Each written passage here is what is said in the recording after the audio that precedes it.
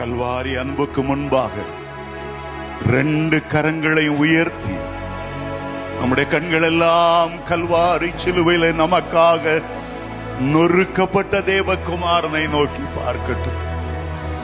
அவருடைய அளவற்ற அன்பை எண்ணி பார்க்கட்டும். நம்மேல வைத்த அன்பு பெரியது. நமக்காக பரலோகத்தை துறந்த அன்பு பெரியது. நமக்காக அழிமையின் ரூபம் எடுத்த அன்பு பெரியது. நமக்காக பாரமான சிலுவையை தூக்கி கொண்டு எருசலேம் வீதியிலே தள்ளாடி தள்ளாடி நடந்த அன்பு பெரியது. நம்மை நினைத்து நினைத்து முள்முடி சூட்டப்பட மகிழ்ச்சியோடு ஒப்பு கொடுத்த அந்த அன்பு பெரியது. கைகளில் கொடூரமாய் ஆணிகள் கடாவப்படும்படி அந்த வேதனையை பொறுமையோடு சகித்த அந்த அன்பு பெரியது. நம்மை நினைத்து நினைத்து அத்தனை சவுக்கடிகளையோ அத்தனை வேதனைகளையோ சுமந்த அன்பு பெரியது. அந்த அன்புக்கு ஈடாக நாம் ஒன்றையும் செலுத்தவே முடியாது. அவ்வளவாய் நம்மை நேசித்த ஆண்டவர் உன்னை உயிர்ப்பிக்காமல் இருப்பாரோ? உன் குடும்பத்தில் உள்ள பிரச்சனையை மாற்றாமல் இருப்பாரோ? கொந்தளிக்கிற உள்ளத்தை அமைதிப்படுத்த மாட்டாரோ? உனக்காக யாவையும் செய்து முடிக்க மாட்டாரோ? தன்னுடைய சொந்த குமாரன் என்றும் பாராமல் அவரை நமக்காக தந்தருளினவர் அவரோடு கூட மற்ற எல்லாவற்றையும் அருளை செய்யாதிருப்பது எப்படி? தராளமாலமாதரே ஷேஹே தமௌரபாலரா அப்தரே கெராரமாரமாதரா. உம்முடைய வல்லமை இறங்கி வரும்படி ஜெபிக்கிறேன். உம்முடைய கரங்கள் உம்முடைய பிள்ளைகள் மேல் அமரும்படி ஜெபிக்கிறேன். நிறைவான உம்முடைய கிருபை இறங்கி வரும்போது எங்களுடைய பலவீனங்களும் எங்களுடைய போராட்டங்களும் நீங்கி போகுமே. ஆவியில் ஒரு விடுதலை உண்டாவதாக. ஜெபிக்கும்படி ஒரு விடுதலை உண்டாவதாக. பரிசுத்த ஆவியானவரால் நிரம்பும்படி கர்த்தருடைய அபிஷேகம் ஒவ்வொரு மேலும் இறங்கி வருவதாக.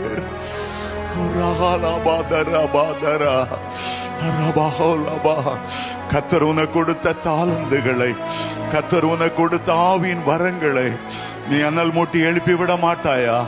நீ கர்த்தருக்காக பயன்பட மாட்டாயா? நீ கர்த்தருக்காக எழும்பி பிரகாசிக்க மாட்டாயா? கர்த்தருக்காக தீர்க்கதரிசனம் உரைத்து கர்த்தர் ஜீவிக்கிறார் என்று நிரூபிக்க மாட்டாயா? எலியாவின் ஆவியோடு, எலியாவின் பக்தி விருத்தியோடு கர்த்தரே தேவன் என்று நிரூபிக்கும்படி மகோலா மகோதரா பாரபா தரா பாரபா தரபா லமா தரபா லமா தரா கலபா ஷதரா தரபா தரபா தரா ஹோரா கரபா தரா. ஏசாயாவின் நாவை அக்கினி குரடால் தொட்டது போல எங்களுடைய ஒவ்வொருடைய நாவையும் அக்கினி குரடால் தொடுவீராக. ஒரு உயிர் மீட்சி உண்டாவதாக. உம்முடைய பிள்ளைகள் அக்கினி ஜுவாலையாய் மாறுவார்களாக. விழுந்து விழுந்து எழும்புகிற அனுபவம் அல்ல. அனலும் இல்லாமல் குளிரும் இல்லாமல் தள்ளாடுகிற அனுபவம் அல்ல. ரெண்டு நினைவுகளால் குந்தி குந்தி நடக்கிற அனுபவங்கள் அல்ல. கர்த்தருக்காக வைராக்கியமாய் எழும்பும்படி, கழுகளை போல சட்டைகளை அடித்து எழும்பும்படி கர்த்தருடைய ஆவியானவரே, உலர்ந்த எலும்புகளை உயிர்ப்பிக்கிறவரே, தேவசேனையாய் மாற்றுகிறவரே,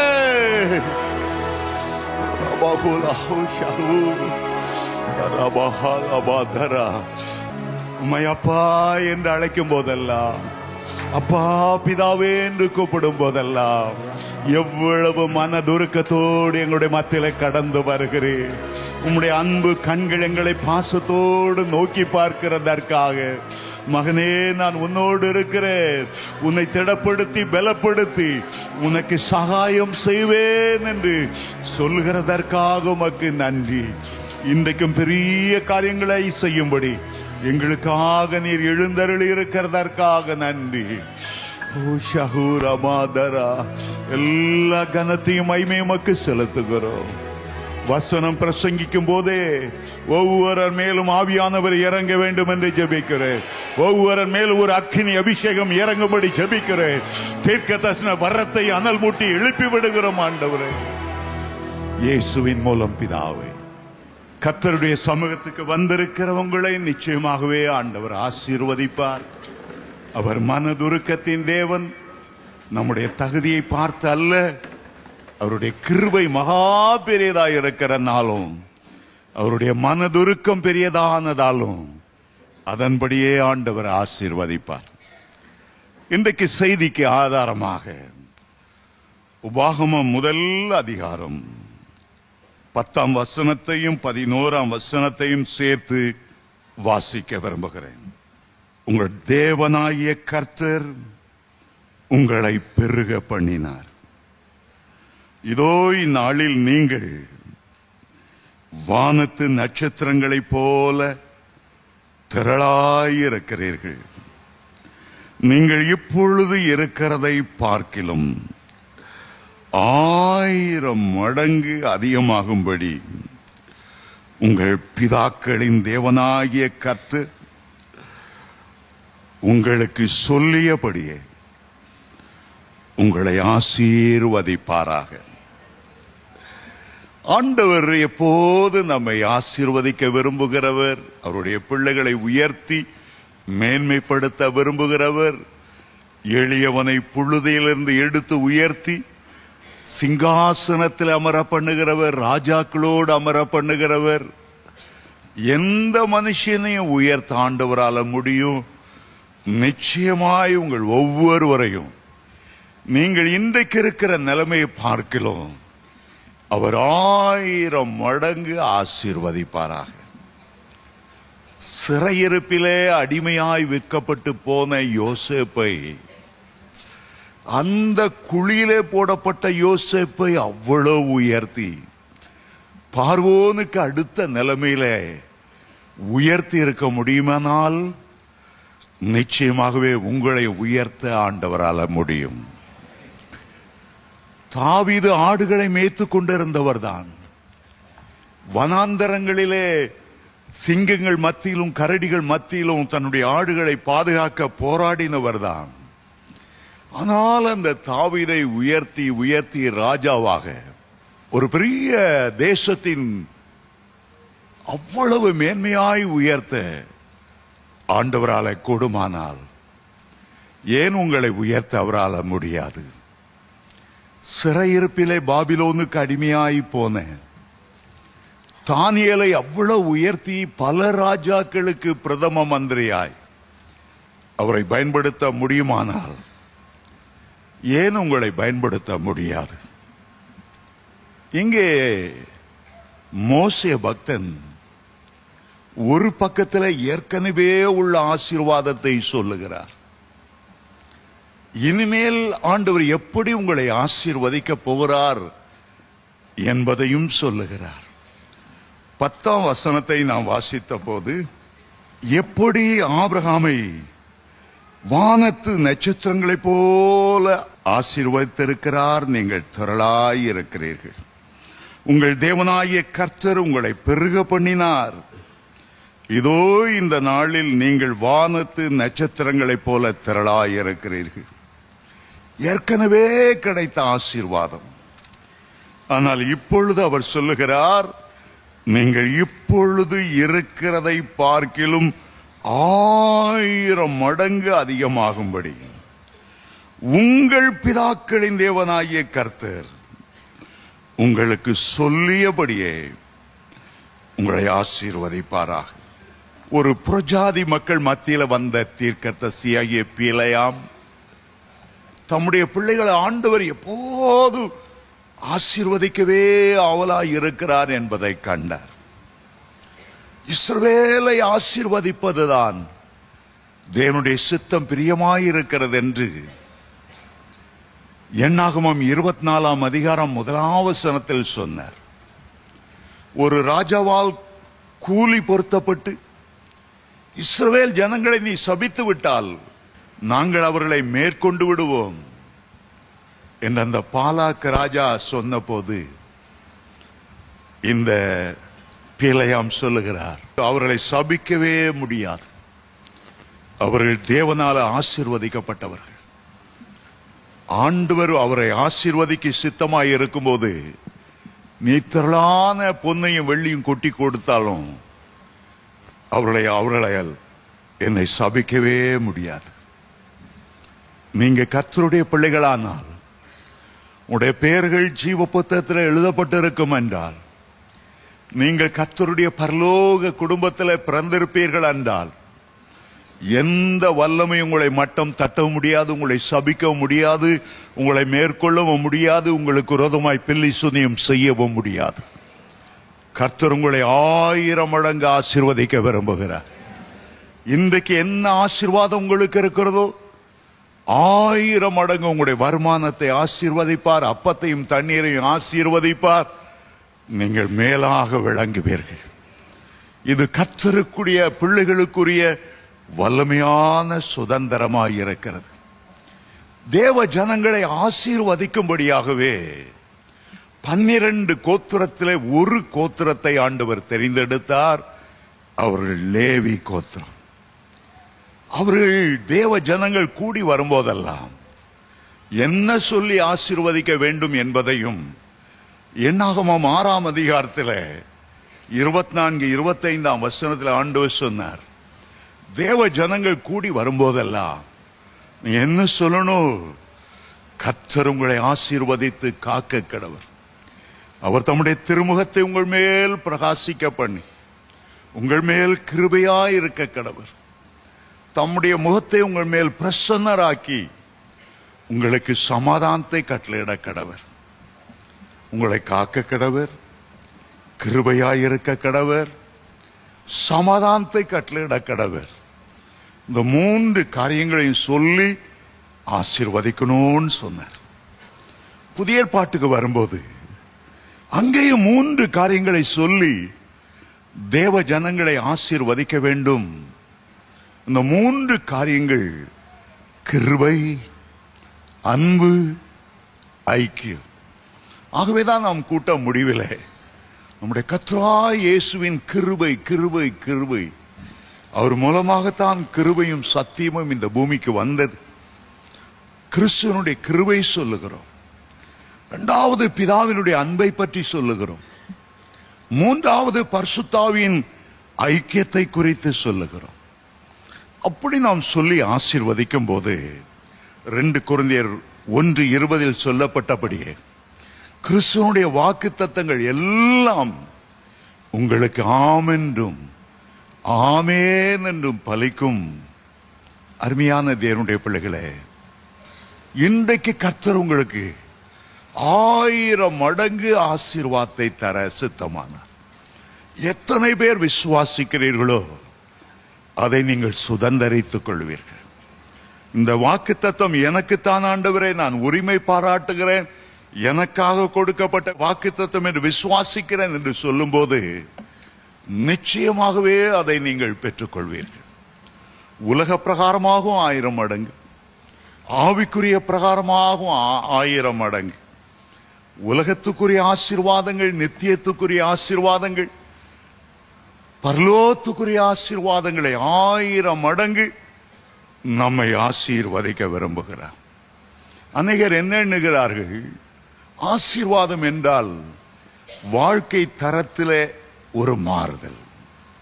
முன்பு ஒரு 7 குடிசை வீட்டில் இருந்தோம், இப்போ 3 மாடி கட்டடத்தில் இருக்கிறோம். வெரி குட், ரொம்ப நல்லது. எங்களுக்கு ஒரு வீட்டை கொடுத்தார், இப்போ 3 புது அபார்ட்மெண்டை வாங்கி இருக்கிறோம். ரொம்ப நல்லது. முன்னால பழைய கஞ்சி தான் குடிச்சோம், இப்போ தினமும் கேக்கு சாப்பிடுறோம், பிரியாணி சாப்பிடுறோம். ரொம்ப நல்லது. முன்னால எங்க வீட்டுக்கு முன்னால ஒரு வங்கு நாய் இருந்தது, இப்ப 3 அல்சேஷன் நாய் வளர்க்கிறோம். ரொம்ப ரொம்ப நல்லது.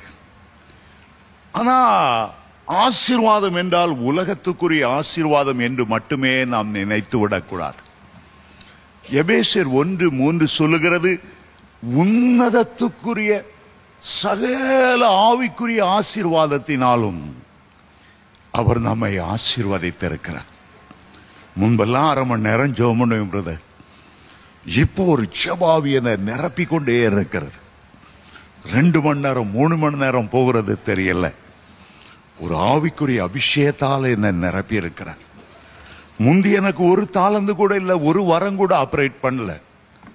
இப்போ ராத்திரி நேரங்களில் சொப்பனத்தின் மூலமாய், தரிசனத்தின் மூலமாய் மறைபொருட்களை ஆண்டவர் எனக்கு வெளிப்படுத்துகிறார். அடுத்த நாள் நடக்க போறத இந்த நாளிலேயே எனக்கு ஆண்டவர் சொல்லி விடுகிறார். முன்னெல்லாம் அந்நிய பாஷை எனக்கு அவ்வளவு வரவாது. இப்போ மனுஷர் பாஷைகளையும் தூதர் பாஷைகளையும் பல்வேறு பாஷைகளையும் பேச கிருபை செய்திருக்கிறார். இரவு நேரத்தில் தூங்கினாலும் கூட எனக்குள்ள இருந்து ஒரு அபிஷேகமோ ஒரு அந்நிய பாஷையும் வெளி வந்து கொண்டே இருக்கிறது. முன்பெல்லாம் எனக்கு வரையில காணப்படுவேனா நம்பிக்கை இல்லாம இருக்கும். இப்பெல்லாம் எனக்குள்ள ஒரு விழிப்பின் ஜீவியத்தை ஆண்டவர் கொடுத்திருக்கிறதுனால இன்றைக்கு ஆண்டவருடைய வருகை இருந்தாலும் கர்த்தராகிய இயேசுவே வாரும் என்று அவருடைய வருகைக்கு நான் எதிர்கொண்டு போவேன். ஆவிக்குரிய ஆசீர்வாதங்கள், ஆவிக்குரிய ஆசீர்வாதங்கள் உலக ஆசீர்வாதங்களை தந்து விட்டு நிறுத்தி விடுகிற தேவன் அல்ல.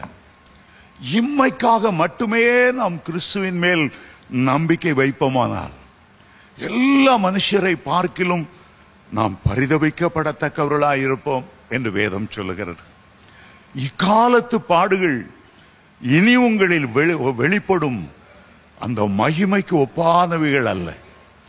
உலக ஆசீர்வாதங்களும் நமக்கு தேவை, ஆவிக்குரிய ஆசீர்வாதங்களும் நமக்கு தேவை. ரெண்டு பக்கத்திலும் 1000 மடங்கு உன்னை ஆசீர்வதிப்பேன் என்று ஆண்டவர் சொல்லுகிறார். மட்டுமல்ல, 1000 மடங்கு என்று சொல்வது 1000 தலைமுறைகளுக்கு ஆண்டவர் நம்முடைய குடும்பத்துக்கு இரக்கம் செய்வதாக. யாத்ராம புஸ்தகத்தை வாசிக்கும் போது 20ஆம் அதிகாரம் 6ஆம் வசனத்தில் என்னுடைய கட்டளைகளை கை கொண்டு என்னுடைய வழிகளில் நடக்கும்போது 1000 தலைமுறைகளுக்கு நான் இரக்கம் செய்கிறவனாயிருப்பேன். அதுக்கு முன்னால வாசனத்தை வாசியா ஒரு தகப்பனுடைய சாபம் 3-4 தலைமுறைக்கு வருமாம். ஆனா ஒரு மனுஷன் ஆண்டவரை நேசித்தான் என்றால், ஒரு நீதிமானாய் நடந்தான் என்றால், அவருடைய கட்டளைகளை கை கொள்வானால் 3 தலைமுறை 4 தலைமுறை அல்ல, 1000 தலைமுறைக்கு 1000 தலைமுறைக்கு அவர் இரக்கம் செய்கிறவராகவே இருக்கிறார். ஒருவேளை நீங்க சொல்லலாம், மோசே ஆசீர்வதிக்கும் போது பழைய ஏற்பாட்டில் உள்ள யூதரை ஆசீர்வதித்தார், இஸ்ரவேலரை ஆசீர்வதித்தார். இது இந்த நாளிலே இருக்கிற புறஜாதியிலிருந்து ரட்சிக்கப்பட்ட, இந்துவிலிருந்து ரட்சிக்கப்பட்ட எனக்கு எப்படி இது சொந்தமாகும் என்று நீங்கள் எண்ணலாம். கலாத்தியர் 3ஆம் அதிகாரம் 29ஆம் வசனத்தில் பவுல் சொல்லுகிறார், நீங்கள் கிறிஸ்துவினுடையவர்களானால் ஆபிரகாமின் சந்ததியும் வாக்கு தத்தத்தின்படியே சுதந்திரராயும் இருக்கிறீர்கள். கிறிஸ்துவின் மூலமாக ஆபிரகாமோடு இணைக்கப்படுகிறோம். கிறிஸ்துவின் மூலமாக கர்த்தருடைய வாக்கு தத்தங்களோடு, சுதந்திரங்களோடு, உடன்படிக்கையோடு, ஆராதனையோடு ஒன்றரை நாம் இணைக்கப்பட்டு விடுகிறோம்.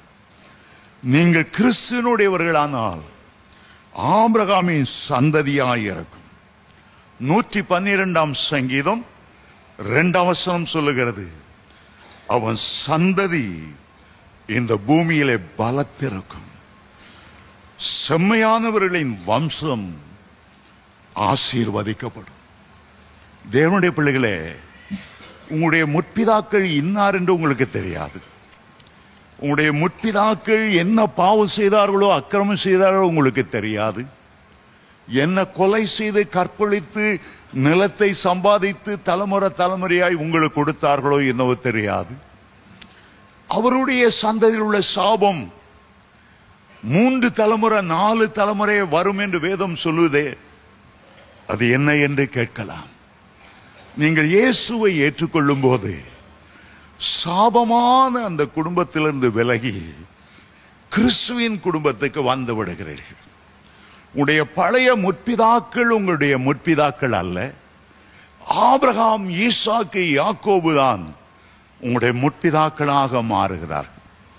உலக பிரகாரமாய் உங்களுடைய சகோதர சகோதரிகள் உடன்பிறப்புகள் இருந்தாலும் கர்த்தருடைய குடும்பத்தில், கர்த்தருடைய சபையில் இதோ சகோதரர்கள் ஒருமித்து வாசம் பண்ணுகிறது.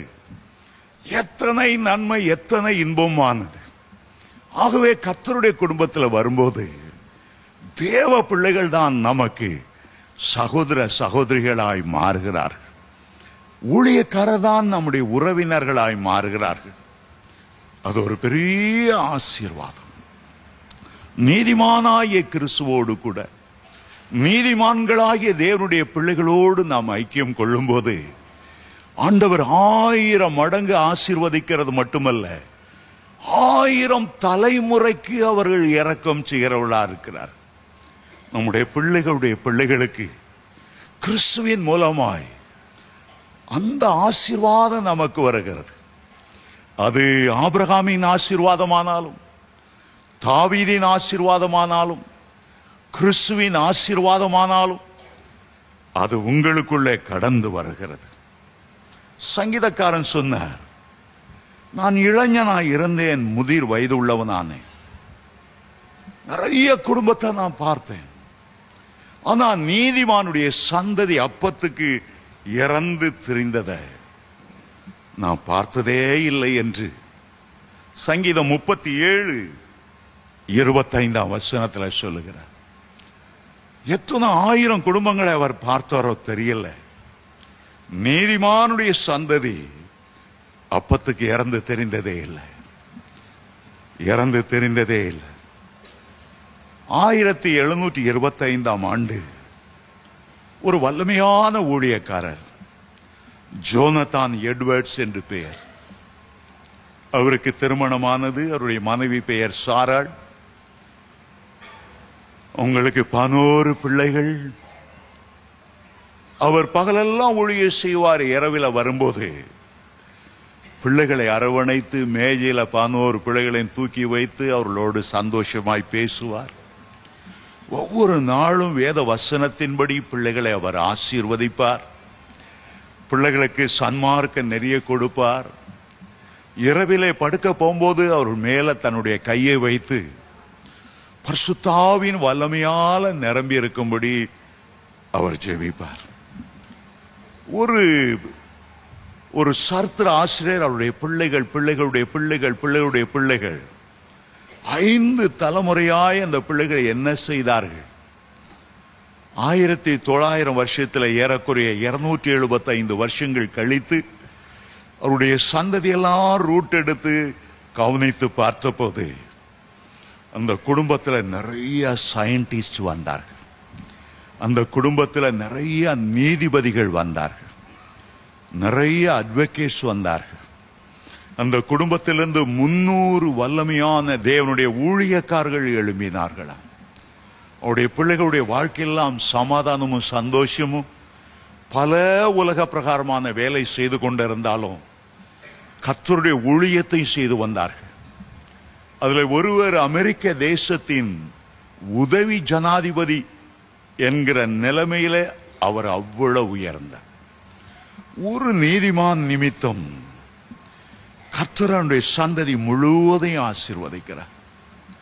சில ஆண்டுகளுக்கு முன்பாக நான் தூத்துக்குடி போன போது தனசிங் என்று பெயருடைய ஒருவருடைய வீட்டுக்கு போனேன்.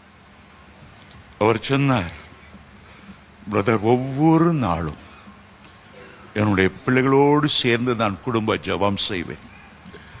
ஒவ்வொரு நாளும் என் பிள்ளைகள் படுத்த பிறகு படுக்கை நிறைய அருகில முழங்கால் படியிட்டு ஆண்டவருடைய பாதுகாப்பு என் பிள்ளைகளுக்கு வேண்டும் என்று சொல்லுகிறது மட்டுமல்ல, என் பிள்ளைகளெல்லாம் கர்த்தரை பற்றி அறிவில வளரணும். ஒவ்வொரு நாளும் ஒவ்வொரு பிள்ளையுடைய தலையில கை வைத்து ஜெபிக்காம நான் படுக்க போவதில்லை. இன்றைக்கு என் பிள்ளைகள் எல்லாம் ரொம்ப படித்து கர்த்தரை நேசித்து பெரிய உத்தியோகத்தில் இருந்தாலும் ஊழியம் செய்து கொண்டிருக்கிறார்கள். ரொம்ப சந்தோஷமாய் அதை சொன்னார். அவருடைய பிள்ளைகளை எனக்கு தெரியும். ஒருவர் பெரிய எஸ்டேட்ல உயர்ந்த நிலைமையில் இருந்தார். அங்கே எழுப்புதல் கூட்டம் நடத்தும் போது என்னை அழைத்திருந்தார். ஒவ்வொரு பிள்ளைகளையும் ஆண்டவர் எப்படி ஆசீர்வதித்தார். உங்களுக்குள்ளே ஒரு வாஞ்சி இருக்கணும். நானும் கர்த்தர் என கொடுத்த பிள்ளைகளும் சியோனில வாசம் பண்ணுகிற தேவனாகிய கர்த்தராலே அற்புதங்களாகவும் அடையாளங்களாகவும் விளங்க வேண்டும். அதைத்தான் ஏசாயா 8:18 அவர் சொன்னார். என் பிள்ளைகள் இந்த பூமிக்குரிய வாழ்க்கையில வாழ்ந்து மடிந்து விடக்கூடாது. ஒரு பிள்ளையாவது பின்மாற்றத்திலே போய்விடக்கூடாது. என் பிள்ளைகள் 1000 மடங்கு ஆசீர்வதிக்கப்படும். நம்முடைய தேவனாகிய கர்த்தர் நம்முடைய முற்பிதாக்களுக்கு சொன்னபடியே நீங்கள் இன்றைக்கு இருக்கிற நிலைமையை பார்க்கிலும் 1000 மடங்கு ஆசீர்வதிக்கப்படுவீர்களாக. ஆசீர்வாதம் மட்டுமல்ல, 1000 மடங்கு பாதுகாப்பையும் ஆண்டவர் உங்களுக்கு தருவார். 91ஆம் சங்கீதம் 7ஆம் வசனம் சொல்லுகிறது, உன் பக்கத்தில் 1000 பேரும் உன்னுடைய வலது புறத்திலே 10,000 பேர் விழுந்தாலும் அது உன்னை அணுகாது. உன்னுடைய கண்களினால் மாத்திரம் நீ அதை பார்த்து துன்மார்க்கனுக்கு வரும் பலனை காண்பாய். எனக்கு அடைக்கலமாயிருக்கிற உன்னதமான தேவனை உனக்கு தாபரமாய் கொண்டாய். ஆகவே பொல்லாப்பு உனக்கு நேரிடாது, வாதை உன் கூடாரத்தை அணுகாது.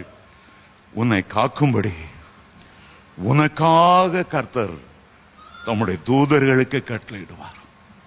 தூதர்களின் எண்ணிக்கையை சொல்லும் போது எபிரேயர் 12:22 வாசித்தால் 1000 10,000 தூதர்கள் இருக்கிற பரலோக குடும்பத்துக்கு நீங்கள் வந்து சேர்ந்திருக்கிறீர்கள். அதிலே 1000 என்ற வார்த்தை சொல்லுகிறார். 91ஆம் சங்கீதத்திலும் உன் பக்கத்தில் 1000 உன்னுடைய வலது பார்சத்தில் 10,000 விழுந்தால் அங்கேயும் 1000 என்று சொல்லுகிறார். ஒரு 1000 மடங்கு பாதுகாப்பு, 1000 மடங்கு பாதுகாப்பு. நம்முடைய ஆண்டவரை பற்றி சொல்லும் போது, இயேசு கிறிஸ்துவை குறித்து உன்னத பாட்டிலே வர்ணிக்கும் போது, அவர் 1000 பேரிலும் 10,000 பேரிலும் சிறந்தவர். அந்த தேவனாகிய கர்த்தர் முற்றிலும் அழகுள்ளவர். அந்த பரலோக ராஜா முகமெல்லாம் மகிமை பொருந்தினதாய் இருக்கிறது. அவருடைய முகம் சூரியனை போல பிரகாசித்தது என்று வெளிப்படுத்தல் 1ஆம் அதிகாரம் 14ஆம் வசனத்திலிருந்து வாசிக்கிறோம். 1000 10,000 பேரிலும் சிறந்த அவர். நமக்காக அவர் என்ன செய்தார்? இந்த பரலோகத்தை துறந்தார், அடிமையின் ரூபம் எடுத்தார். தன்னுடைய பிள்ளைகள் மாம்சமும் இரத்தமும் உடையவராக இருக்கிறபடியால் அவர் மாம்சமும் இரத்தமும் உடையவராய் மாறினார். வேதம் சொல்லுகிறது, 2 கொரிந்தியர் 8ஆம் அதிகாரம் 9ஆம் வசனத்தில், அவர் ஐஸ்வர்யவானாயிருந்தும் அவருடைய தரித்திரத்தினாலே நாம் ஐஸ்வர்யவான்கள் ஆகும்படி நம்முடைய நிமித்தம் அவர் தரித்திரரானாரே. அவ்வளவு அழகுள்ளவர். 1000 பேரிலும் 10,000 பேரிலும் சிறந்தவர். சிலுவையிலே முற்றும் சிதைக்கப்பட்டவராய் மாறினார். அவருக்கு அழகும் இல்லை, அவருக்கு சௌந்தரியமும் இல்லை. அவரை பார்க்கும் போது விரும்பத்தக்க ரூபமே இல்லாத அளவு, மனுஷனை பார்க்கிலும் அவருடைய முகம் இவ்வளவு அந்த கேடு அடைந்தபடினால் அநேகர் அவரை பார்த்து பிரமிப்படைந்தார்களாம். அழகான முகம், 1000 பேரிலும் 10,000 பேரிலும் சிறந்த முகம் சிலுவையிலே சிதைக்கப்பட்டது. அவருடைய தாடி மயிர் வெட்டி பிடுங்கப்பட்டது. அவருடைய முகத்தை எச்சிலுக்கும் அவர் மறைக்கவில்லை என்று வேதம் சொல்லுகிறது. அவருடைய முகம் நமக்காக அவ்வளவு சாபமாகி அவ்வளவு அந்த கேடு அடைந்ததின் காரணம், அந்த 1000 பேரிலும் 10,000 பேரிலும் சிறந்தவர் தன்னுடைய அழகை நமக்கு கொடுக்க சித்தமானார். தேவ சாயலை நமக்கு கொடுக்க சித்தமானார்.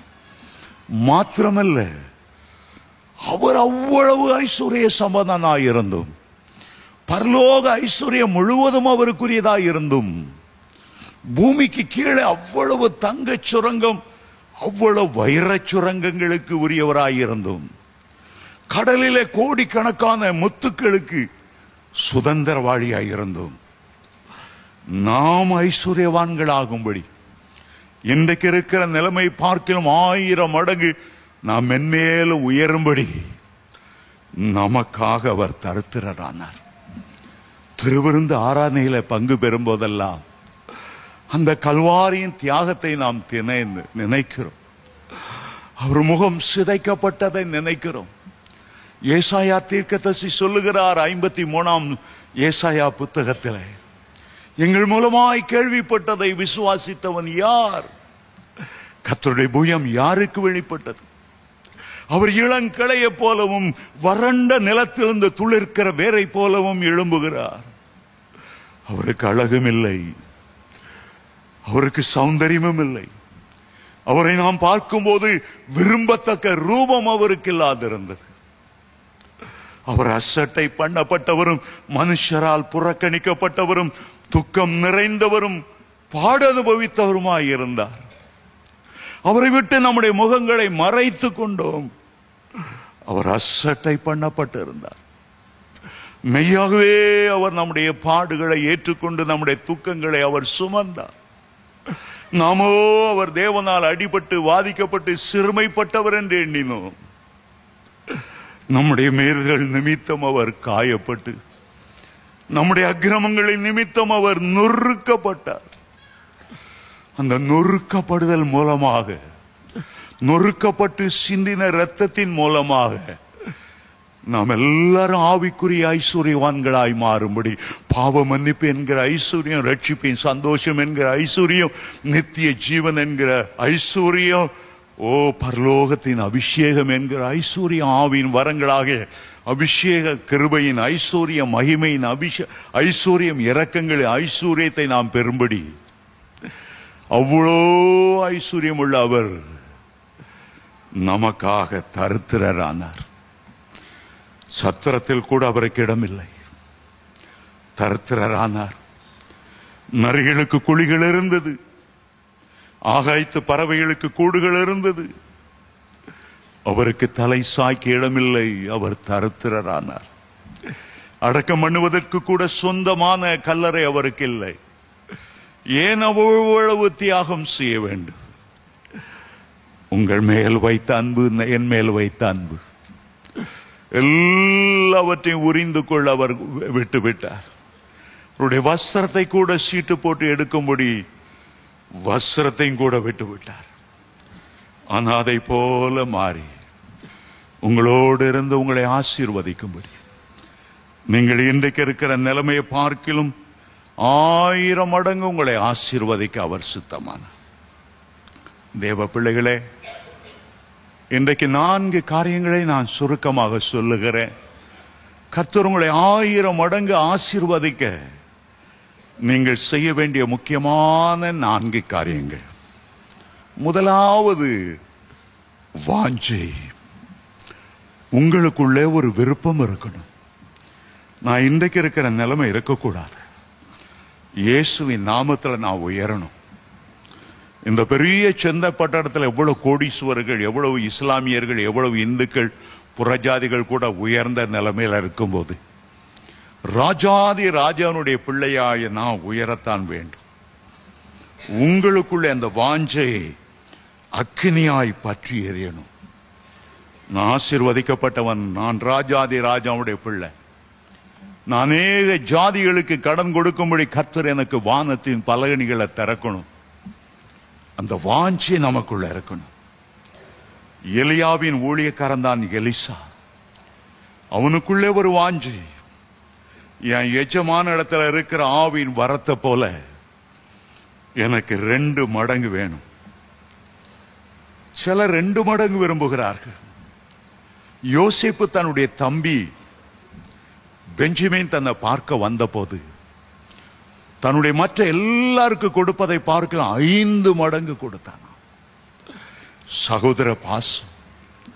நம்முடைய ஆண்டவர் நம்முடைய மூத்த சகோதரன். நாம் அவருடைய குடும்பத்தில் பிறந்த அவருடைய சகோதர சகோதரிகள். இயேசு ஒரு முறை கேட்டார், யார் என்னுடைய சகோதரன்? சுற்றில் இருந்த சீஷர்களை பார்த்து, பரலோகத்தில் இருக்கிற என் பிதாவின் சித்தத்தின்படி செய்கிற இவர்கள்தான் என்னுடைய சகோதரர்கள். உங்களை பார்க்கும்போது பரலோக தேவன், இவர்கள்தான் என்னுடைய சகோதரர்கள், என்னுடைய சகோதரிகள். ஆகவே என் சகோதரர்களுக்காக என் ரத்தத்தை சிந்தி கொடுக்கிறேன். யோசேப்பு அந்த இரத்த பாசத்தோடு தன்னுடைய தாய்க்கு பிறந்த அந்த பென்யமீனுக்கு 5 மடங்கு ஆசீர்வாதத்தை கொடுத்தார். சிலருக்கு ஆண்டவர் 10 மடங்கு ஆசீர்வாதம் கொடுக்கிறார். தானியேலை குறித்து சொல்லும்போது, கர்த்தருக்காக தானியேல் வைராக்கியமாய் இருந்தார். ராஜாவின் போஜனத்தாலும் திராட்சை ரசத்தாலும் நான் தீட்டுப்படவே மாட்டேன். ஆனதினாலே ஆண்டவர் பாபிலோனுடைய எல்லா ஞானிகளுக்கும் 10 மடங்கு அதிகமான ஞானத்தை கொடுத்தார்.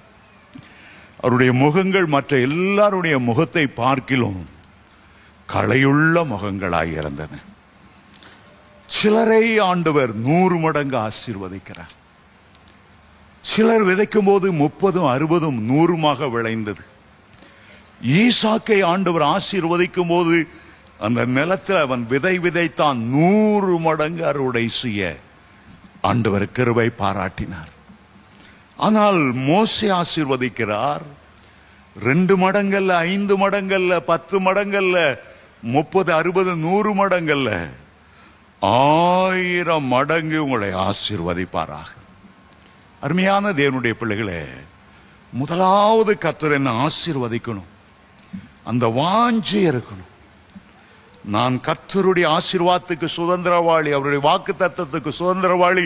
என் ஆண்டவருடைய வாக்கு தத்தங்கள் எல்லாம் கிறிஸ்து ஆம் என்றும் ஆமேன் என்றும் இருக்கிறது. அந்த விருப்பத்தை பார்க்கிறார். அவருடைய தயவுள்ள சித்தத்தின்படியே நமக்குள்ள விருப்பத்தை உருவாக்குகிறார். ஆபிரகாமுக்கு ஒரு விருப்பத்தை உண்டாக்க வேண்டும் என்றுதான் இரவு நேரத்தில் தனியாய் ஊருக்கு வெளியே அழைத்து கொண்டு போய், நட்சத்திரங்களை பார், உன்னுடைய சந்ததி அவனமாய் இருக்கும். ஒரு பிள்ளைன்னு கேட்டுக்கொண்டு வராதே, ஒரு பெரிய சந்ததியை உனக்குள்ளே நான் வைக்க சித்தமானேன், ஒரு பெரிய ராஜாக்களை உனக்குள்ளே உருவாக்க சித்தமானேன், நீ தேவ ஜனமாய் மாறுவாய். ஆபிரகாமை ஆண்டவர் அதற்காகத்தான் கடற்கரைக்கு அழைத்து கொண்டு போனார். அவனுடைய தரிசனத்தின் எல்லையை பெரிதாக்கி, கடற்கரை மணலை போல அவனுடைய சந்ததி இருக்கும். கடற்கரை போல உள்ள சந்ததி, மணலை போல உள்ள சந்ததி பூமிக்குரிய ஆசீர்வாதங்களை, வானத்து நட்சத்திரங்கள் எல்லாம் உன்னதத்துக்குரிய, ஆவிக்குரிய, நித்தியத்துக்குரிய சந்ததிகள். 2 விதமான ஆசீர்வாதத்தை. சிலர் எப்போதும் பொருளாதார ஆசீர்வாதம், உலகத்துக்குரிய ஆசீர்வாதத்தையே. மற்றவங்க பில்டிங்ல கை வைத்து இயேசுவின் நாமத்தில் எனக்கு சொந்தமாகட்டும், மற்றவங்க கார்ல கை வைத்து இயேசுவின் நாமத்தில் எனக்கு சொந்தமாகட்டும். அது பொருளாசை என்று பெயர். ஏன் மற்றவங்க மேல இது கை வைக்கிறா? மற்றவன் பொருள் மேல ஆசைப்பட வேண்டிய ஆண்டவங்களுக்கு பிராண்ட் நியூ காரை கொடுக்க வல்லவரா இருக்கும் போது ஊரா வீட்டு கார்ல போய் என் கை வைத்து இயேசுவின் நாமத்தில்னு கேட்கிறா. இன்றைக்கு கர்த்தருடைய ஆசீர்வாதம் தரமங்கி கீழாக போய்விட்டது. ஆவிக்குரிய ஆசீர்வாதத்தை பேச மாட்டேன்றாங்க. உலக ஆசீர்வாதத்தை விட 1000 மடங்கு, கோடி மடங்கு கர்த்தர் தருகிற அபிஷேகமும், நித்திய ஜீவனும், உலகம் தராத சந்தோஷமும், சமாதானமும், அது எவ்வளோ மேன்மையானது. முதலாவது உங்களுக்கு வாஞ்சி இருக்கணும். 2வதாக, இந்த ஆசீர்வாதங்களை தருகிற கர்த்தர் மேல் உங்களுடைய வாஞ்சி வைக்கணும். அவருடைய வசனத்தின் மேல், அவருடைய வாக்கு தத்தத்தின் மேல். என்னை ஆசீர்வதிக்கிறவர் என்னுடைய ஆண்டவர், என்னை உயர்த்துகிறவர் என்னுடைய ஆண்டவர். ஆபிரகாமை பார்த்து சோதம் ராஜா ஒரு முறை சொன்னான், கொள்ளை பொருளை எல்லாம் நீர் எடுத்துக்கொள்ளும், ஜனங்களை மட்டும் எனக்கு கொடுத்தால் போதும். எவ்வளோ கொள்ளை பொருள். ஆபிரகாம் சொன்னார், ஒண்ணு எனக்கு தேவையில்லை, நாளைக்கு நீ சொல்லி காட்டுவா. நான் கொடுத்துதான் அவன் பணக்காரனானா?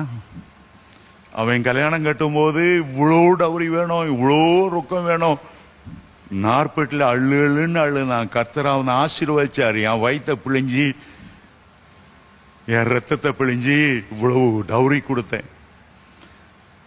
மாமனார் கொடுக்கிற டவுரி இவரெல்லாம் நிற்காது. கர்த்தர் கொடுக்கிற ஆசீர்வாதமே நிரந்தரமான ஆசீர்வாதம். சிலர் மாமனாரை பிழிய நினைத்து கர்த்தருடைய ஆசீர்வாதத்தை இழந்து போறாங்க. எனக்கு தெரியும், ஒரு பெரிய ஆடிட்டர் அவர் அப்படித்தான் மாமனாரை பிழிஞ்சிட்டாரு. ரொம்ப வேதனை, அவருடைய குடும்பத்தில் சமாதானம் இல்லை. ஒரு நாள் அவருக்கு சொன்னேன், உங்க மாமனாரா சந்தோஷமா உங்களுக்கு கொடுத்தா வாங்குங்க, அதுக்கு மேல நீங்க எவ்வளவு லட்சம் கேட்டீங்கன்னு கேட்டேன். அவர் சொன்னார், எங்க அப்பா அப்படி கேட்டு வாங்கிட்டார். ஓ, அப்பா மேல பழி போடாத, இப்ப நீ சம்பாதிக்கிறல்ல, ஆடிட்டரா இருக்கல்ல, வட்டி முதல்ல சேர்ந்து உங்க மாமனார்கிட்ட மன்னிப்பு கேட்டு கொடுத்துரு. அப்பதான் ஆண்டவர் பரலோகத்தின் பலகணிகளை உனக்கு திறக்க முடியும். ஹல்லேலூயா. உண்மையாய் அவர் கணக்கு பார்த்து தான் மாமனாருக்கு திருப்பி கொடுத்தார். அவர் சந்தோஷமா கொடுத்தது 5 லட்சம், இவரா பிழிஞ்சு வாங்கினது இன்னும் 5 லட்சம். வட்டி முதலும் சேர்த்ததை திருப்பி கொடுத்த பிறகுதான் அந்த குடும்பத்தில் ஒரு ஆசீர்வாதம். சின்ன சின்ன உலக பொருள் மேல ஆசைப்பட்டு பரலோகத்தின் அபிஷேகத்தையும் கிருபையும் வரங்களையும் அந்த நித்திய ஜீவனையும் கர்த்தர் கொடுத்திருக்கிற பரலோக மாளிகைகளும் கைவேலை இல்லாத நித்திய நகரமும், அந்த ஆசீர்வாதங்களை நம்ம இழந்து போகக்கூடாது. நித்திய ஆசீர்வாதம் உடைய உள்ளத்தை கர்த்தர் மேல வையுங்க. ஆண்டவரை பார்த்து சொல்லுங்க, வாஞ்சையெல்லாம் நீர்தான்ப்பா. மான்கள் நீரோடை வாஞ்சித்து கதறுவது போல என் ஆத்துமா உண்மையே நினைத்து வாஞ்சித்து கதறுகிறது. நான் எப்பொழுது கர்த்தருடைய சன்னிதானத்தில் வந்து நிற்பேன். மூன்றாவதாக, 1000 மடங்கு நீங்கள் ஆசீர்வாதமா இருக்கும்படி உங்களுடைய மன விருப்பத்தை ஆண்டவரிடத்துல சொல்லுங்க. தேவரீர் எனக்கு ஒரு வீட்டை தந்தருளினால் உமக்கென்று கிராமப்புறங்கள்ல நான் ஒரு ஆலயத்தை கட்டி கொடுப்பேன். யாக்கோபை போல பொருத்தனை பண்ணி சொல்லுங்க, தேவரீர் என்னுடைய வழிகள் எல்லாம் நீர் என்னோடு வந்து உன்னை உடுக்க வஸ்திரமும் தந்து மகிழ்ச்சியோடு என்னை திரும்ப வர பண்ணினால் நான் எல்லாவற்றிலும் தசமா பார்க்க கொடுப்பேன். ஒரு பொருத்தனையோடு ஜெபம், உடைய தீர்மானத்தை ஜெபத்தில் சொல்லுங்க. மத்தேயு 7:7 சொல்லுகிறது, கேளுங்கள் தரப்படும். மூல பாஷையில பார்க்கும்போது உனக்கு தரப்படுகிற வரையிலும் நீ கேட்டுக்கொண்டே இரு. லூக்கா 18:1 சோர்ந்து போகாமல் எப்பொழுதும் ஜெபம் பண்ண வேண்டும் என்று ஆண்டவர் சொன்னார். கொரியா தேசத்துக்கு போன போது அங்கே சாதாரணமா 5 பேர் இருந்த ஒரு சின்ன சபை எனக்கு 13 லட்சம் அங்கத்தினர்களாய், அதே போதகர் தான் 5 பேரோடு இருந்த சபையை இன்றைக்கு 13 லட்சமாய் வளர செய்திருக்கிறார். 3 முறை கொரியாவில் உள்ள எழுப்புதலை பார்ப்பதற்காக போயிருந்தேன். அவர் சொன்னார், நம்முடைய சபை உலக பிரகாரமாகவும் ஆவிக்குரிய பிரகாரமாகவும் முன்னேறுவதற்கு பார்லிமெண்ட்ல எங்களுடைய சபை மெம்பர் எம்பிகளா 30 பேர் இருக்கிறாங்க. விடிய காலம் 5 மணிக்கு ஜெபத்துக்கு சர்ச்சுக்கு வந்துருவாங்க. மாதத்துல 25 நாள் முழு இரவு ஜெபம். எங்க எழுப்புதலுக்கு 3 காரணம். 1 ஜெபம், 2 ஜெபம், 3 ஜெபம். உங்களுடைய விண்ணப்பத்தை வெறும் ஆசையோட நிறுத்தி விடக்கூடாது. 1000 மடங்கு ஆசீர்வதிச்சா எப்படி இருக்கும்? நான் இப்ப 25,000 ரூபாய் சம்பாதிக்கிறேன், 1000 பெருக்கி பார்க்கிறேன், அப்பா 25 லட்சம். அப்படி பூரிச்சு ஹார்ட் அட்டாக் வந்துடக்கூடாது. உள்ளத்துல நிறுத்துகிற ஜெபத்துல ஆண்டவர்கிட்ட கேட்கும் போது, நீ சொன்னீரப்பா, நான் சொல்ல, வேதத்துல நீர் எழுதி வைத்திருக்கிறீர், மோசே பக்தன் அப்படி ஆசீர்வதித்திருக்கிறார், 1000 மடங்கு என்னை ஆசீர்வதி. ஆண்டவர் அப்படியே ஆசீர்வதிப்பார். நேரமில்லாதபடி சுருக்கி சொல்லுகிறேன். 4ஆவதாக, பரிசுத்த ஆவியானவரோடு உங்களுடைய வாஞ்சை இணைத்து விடுங்க. இன்றைக்கு ஆவியானவர் நமக்கு கொடுக்கப்பட்டிருக்கிறார். ஆவியானவர் மூலமாய் உன்னதத்துக்குரிய ஆசீர்வாதங்கள் அவ்வளவற்றையும் பெற்றுக் கொள்ளுகிறோம். ஆவியானவர் மூலமாகத்தான் தாளந்துகள், ஆவியின் வரங்கள் எல்லாம் நமக்கு பொழிந்தருளப்படுகிறது. பேதுரு சாதாரண ஒரு மனிதன், அபிஷேகத்தால் நிரம்பின பின்பு அப்போஸ்தலர் 2:14 சொல்லுகிறது, ஒரு பிரசங்கம் பண்ணுகிறார், 3000 பேர் ரட்சிக்கப்பட்டாங்க. 1000 மடங்கு ஆசீர்வாதம் உபாகமம் 1:11 வாசிக்கிறோம். ஆனா ஒவ்வொரு பிரசங்கம் 3000, எல்லாம் 1000த்துல தான் பெருகுகிறது. அடுத்த பிரசங்கம் பண்ணுகிறார் 5000, அடுத்த பிரசங்கம் பண்ணுகிறார் எண்ண முடியாதபடி போய்விட்டது. திரளான ஜனங்கள் தினம் ஆண்டவர் சபையில சேர்த்து கொண்டே வருகிறார். கர்த்தர் உங்களையும் அப்படி அபிஷேகத்தால் நிரப்புவார். உங்களுடைய ஊழியத்திலும் நல்ல பலனை ஆண்டவர் கட்டளையிடுவார். இன்றைக்கு உள்ளத்துல நிறுத்தி கொள்ளுங்க. இன்றைக்கு இருக்கிற நிலைமை பார்க்கிலும் 1000 மடங்கு கர்த்தர் உங்களை ஆசீர்வதிக்க விரும்புகிறார். நீங்கள் அதை எப்படி ஏற்றுக்கொள்ளுகிறீர்கள் என்பதை ஆண்டவருக்கு சொல்லுங்க. ஆண்டவரே, விசுவாசிக்கிற எந்த மனுஷனை உயர்த்தமால கூடும், என்னை உயர்த்தமால முடியும். நான் அநேக ஜாதிகளுக்கு ஒரு ஆவிக்குரிய தகப்பனாக தாயாக விளங்கும்படி என்னை ஆசீர்வதிக்கும் என்று கேளுங்கள். எழுந்து நிற்போம். கர்த்தர் தம்முடைய கரத்தை உங்கள் மேல் வைத்து அப்படியே ஆசீர்வதிப்பாராக. தேவ ஜனங்கள் ஆசீர்வதிக்கப்பட்டிருக்கணும். உலகத்தாரின் ஆசீர்வாதங்களை பார்க்கிலும் கர்த்தருடைய ஆசீர்வாதங்கள் கோடி கோடி மேன்மையானது. உங்களுக்குள்ளே அப்படிப்பட்ட ஒரு வாஞ்சி இருக்கட்டும். கர்த்தர் மேல் ஒரு வாஞ்சி, ஆசீர்வாதத்தின் மேல் ஒரு வாஞ்சை, அபிஷேகத்தின் மேல் ஒரு வாஞ்சை, ஜெப ஆவியின் மேல் ஒரு வாஞ்சை, அக்கினி ஜுவாலையாய் மாற வேண்டும் என்ற ஒரு வாஞ்சை உங்களுக்குள்ளே இருக்கும்போது கர்த்தர் நிச்சயமாகவே உங்களை ஆசீர்வதிப்பார். கரங்களை கர்த்தருக்கு நேராய் உயர்த்தி கொள்ளுவோம். எலிசாவுக்கு ஒரு வாஞ்சி இருந்தது. எலியாவை பார்த்து சொன்னார், உண்மையில இருக்கிற ஆவியின் வரம் இரட்டிப்பாய் எனக்கு வேணும். அவர் வேண்டிக் கொண்டபடியே கர்த்தர் அப்படி ஆசீர்வதித்தார். யாபேஸ் என்ற ஒரு பக்தனை குறித்து வேதம் சொல்லுகிறது. யாபேஸ் என்றால் துக்கம் நிறைந்தவனாய் இருந்தான்.